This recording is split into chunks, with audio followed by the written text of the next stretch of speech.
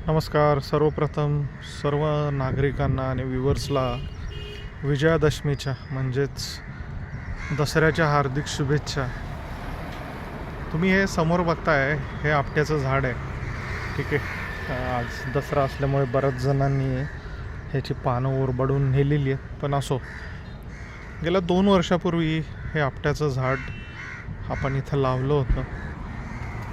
आणि आपली मान्यता अशी आहे की हिंदू सगळे सण संस्कृती जे आहे हे अत्यंत पर्यावरणपूरक आणि आरोग्याला धरून अशी आपली ही सगळी सण संस्कृती आहे. फक्त आपण कुठेतरी त्याचा विसर करत चाललेलो आहे.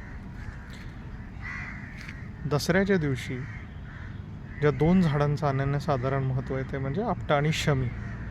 हे दोन्ही अत्यंत आयुर्वेदिक झाड आहेत. आपण आज आपट्याबद्दल बोलूया की जी जास्त प्रमाणामध्ये आपटा किंवा त्याच्याच फॅमिलीतलं जे कांचन किंवा कांचनर म्हणतात त्याची कत्तल केली जाते. आणि आपण ती पानं वाटण्यापेक्षा गेल्या वर्षी रोपं वाटली, यावर्षी पण काही प्रमाणात रोपं जी अवेलेबल होती ती दिलीत शमीची आणि आपट्याची.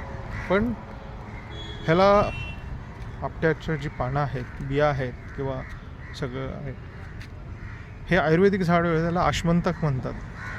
म्हणजे ह्याचं जर कोमट पाण्यामध्ये जर पावडर केली ह्या पाण्याची तर ह्याचा मूतखड्यासाठी खूप चांगला असा उपयोग केला जातो. ऑब्वियसली आयुर्वेदिक डॉक्टरांच्या सल्ल्याने हे करा, पण या निमित्तानं दाखवायचं की हे 2 वर्षापूर्वीचं झाड आहे. आता बघा इथंही तोडलं आहे.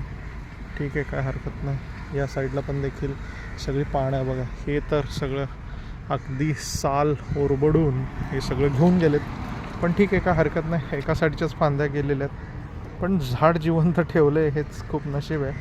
त्यामुळं आज विजयादशमी दसऱ्याच्या शुभेच्छा देताना सगळ्यांना परत एकदा विनंती करावीशी वाटते की आपले सण, आपली संस्कृती हे जे पर्यावरणाला धरून आहेत त्याच्यामध्ये नेमकं काय मेसेज दिला आहे, कुठल्या देवी देवतांना त्याच्यामध्ये महत्त्व दिलं आहे, कुठल्या झाडांना, कुठल्या पक्ष्यांना, कुठल्या प्राण्यांना त्याच्यामध्ये महत्त्व दिलं आहे, हे थोडंसं समजून घ्या.